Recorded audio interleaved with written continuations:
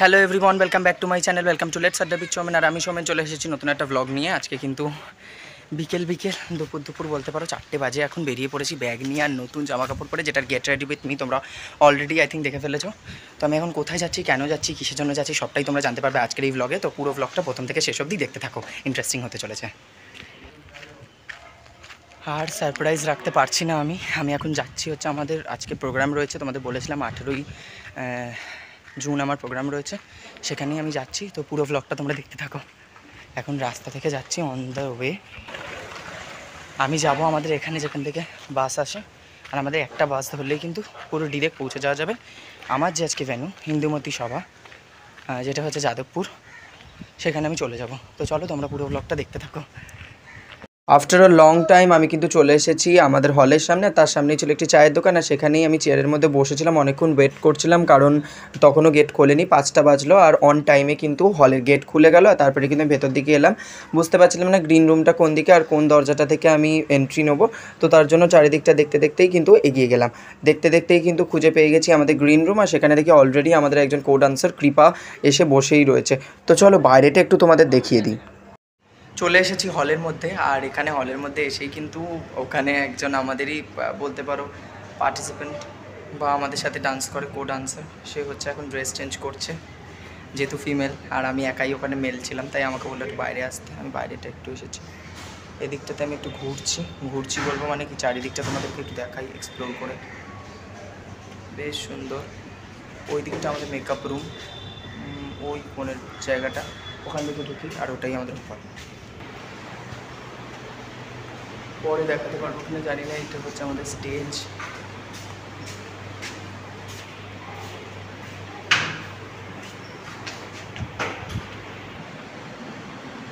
তো এই দেখো, এটা হচ্ছে অডিয়েন্সের জায়গা, অ্যান্ড এটা আমার ভীষণ ভালো লাগলো। ইউচু রয়েছে, মানে সব প্রত্যেকে দেখতে পাবে।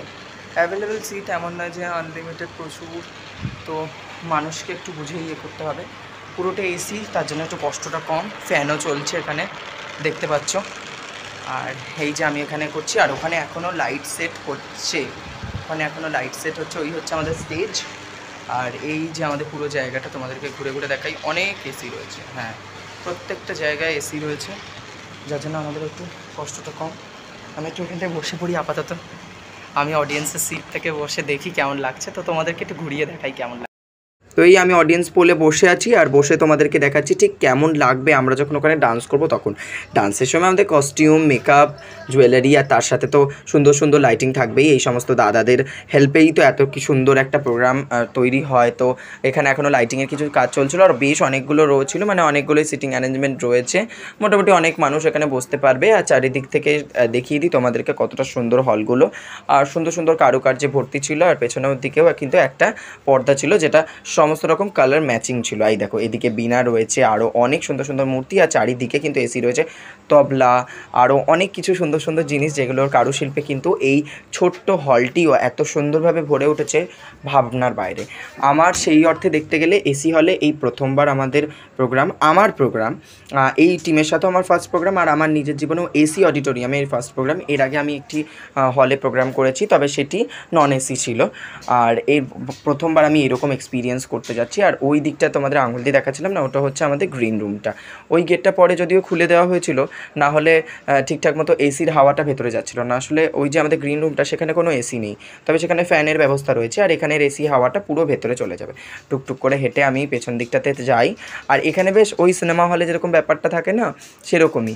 আর এদিকে দেখছিলাম পর্দাটা, ভাবলাম ওদিকে কী আছে একটু দেখাই। এই দেখো, এদিকেও কিন্তু হিডেন কয়েকটা চেয়ার রয়েছে, তবে এই সিটসগুলো কেন এখান থেকে আলাদা করে দিয়েছে পর্দা দিয়ে, সেটা ঠিক বুঝে উঠতে পারলাম না, জানি না কেন।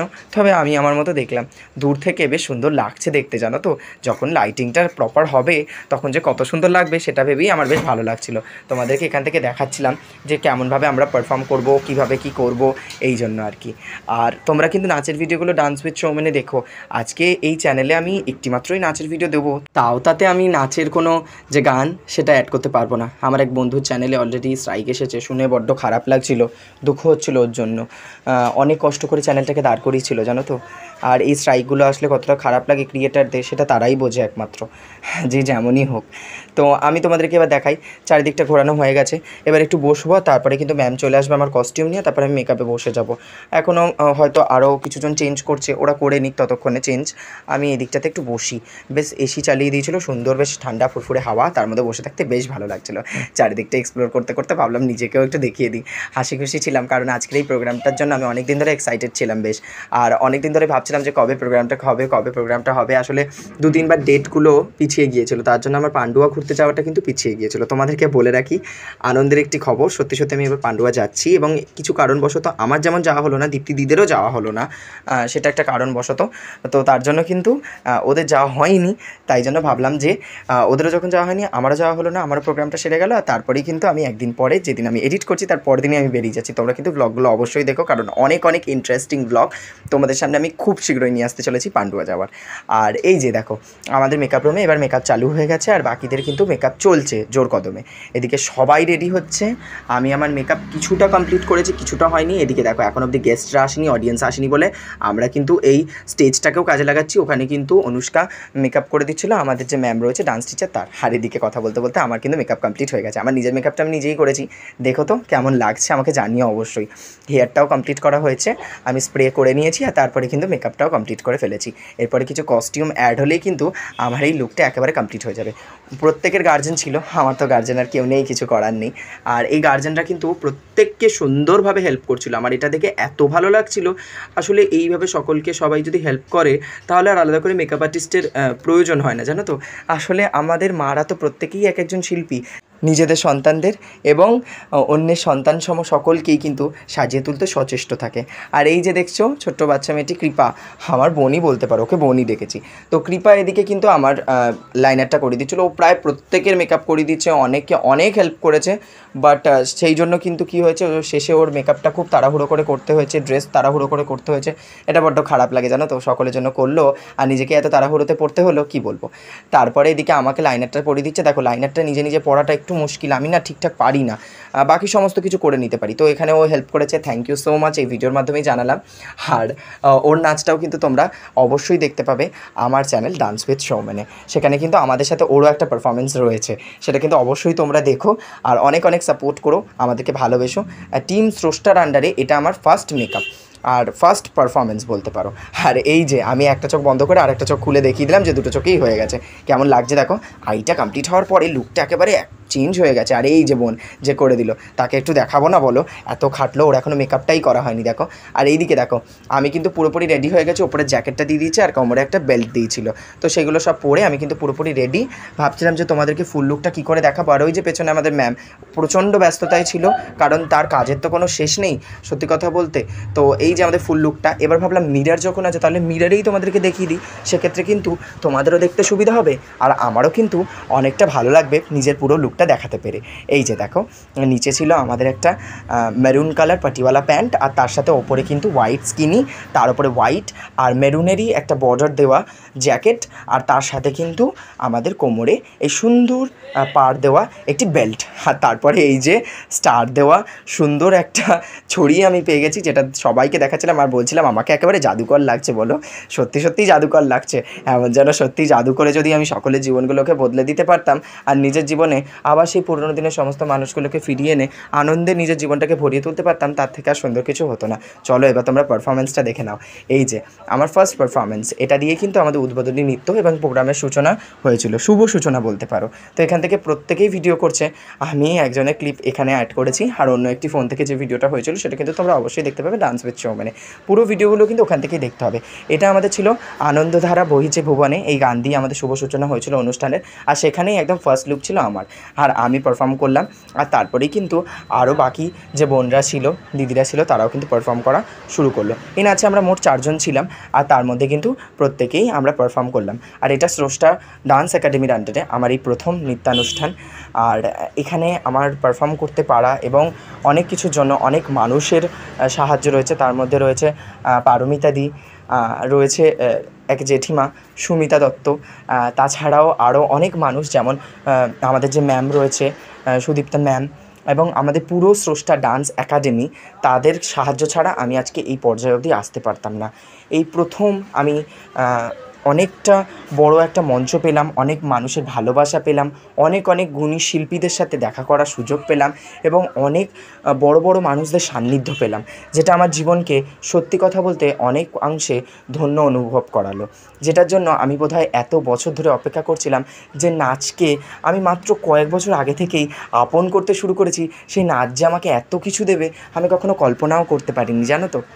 আসলে মানুষ ভাবে এক আর হয় আর এক। আমি জীবনটাকে অন্যভাবে কল্পনা করেছিলাম, পড়াশোনা করব, একটা চাকরি বাকরি করব, জীবন এখানেই সুন্দর। কোথা থেকে ইউটিউবটা চলে এলো, আর ইউটিউবে আমার জীবনের ব্লগ বানানো শুরু হলো, সেখান থেকে তোমাদের এত মানুষের ভালোবাসা পেলাম। নাচটা শুরু করলাম মাধ্যমিকের পর থেকে, আর সেখানেও কিন্তু প্রচুর মানুষের ভালোবাসা পাওয়া শুরু করলাম। আর তারপরে মাত্র এই 2 বছরের মধ্যেই কত কত জায়গায় পারফর্ম করেছি, কত কত মানুষদের সান্নিধ্য পেয়েছি, কতজনের কাছ থেকে শেখার সুযোগ পেয়েছি, তার কোনো হদিশ নেই, জানো তো। আর সীমানাও নেই। এমনভাবেই যেন নাচের জগতে আমি আমার নিজের পরিচিতি তৈরি করতে পারি, একজন সফল ডান্সার হিসেবে যেন সকলের মনে নিজের জায়গা তৈরি করতে পারি, এটুকুই তোমাদের কাছে আমি সব সময় প্রার্থনা করি। ঈশ্বর মানে প্রভু যিশুর কাছে প্রার্থনা করি। এই অনুষ্কা, ওর মা কিন্তু আমাদের জন্য পাঠিয়েছিল চিড়ের পোলাও। আমাদের জন্য পাঠিয়েছিল কেন বললাম বলো তো? কারণ আমি বলছিলাম আমার ভীষণ খিদে পাচ্ছে, কারণ খিদে যখন পায় আমার শরীরটা কেমন করে, আর সেই সময় যদি কিছু না খেতে পারি তখন কিন্তু শরীরটা ভালো না লাগলে পারফর্মটা বাজে হয়ে যেতে পারে। তাই পারফরমেন্সের আগেই কিন্তু আমাকে বলেছিল ওর মা কিছু একটা খাবার বানিয়ে পাঠিয়েছে, তবে কি তখন সেটা জানতাম না।